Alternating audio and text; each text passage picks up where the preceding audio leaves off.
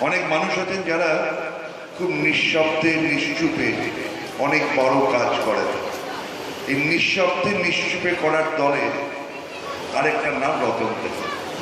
মানুষ এই ৯৫ পল্লীর পুজো অনেকদিন ধরেই হচ্ছে, ৬৫ বছরের পুজো। কিন্তু এই পুজোর আজকে যে অবস্থায় পুজো দাঁড়িয়ে আছে, আজকে যদি মানুষ কলকাতা কোথায় কোথায় ঠাকুর দেখবেন, এই যদি একটা মানচিত্র করেন, একটা রোড ম্যাপ করেন, সেই রোড ম্যাপে ৯৫ পল্লীকে বাদ দিয়ে কলকাতা শহরের দুর্গাপুজো দেখা সম্পূর্ণ হবে না। আর এই পুজোর একটা ঐতিহ্য তৈরি হয়েই গেছে, ৬৫ বছরের খুব বড় কথা নয়। আজকাল পুজোতে এত কম্পিটিশান।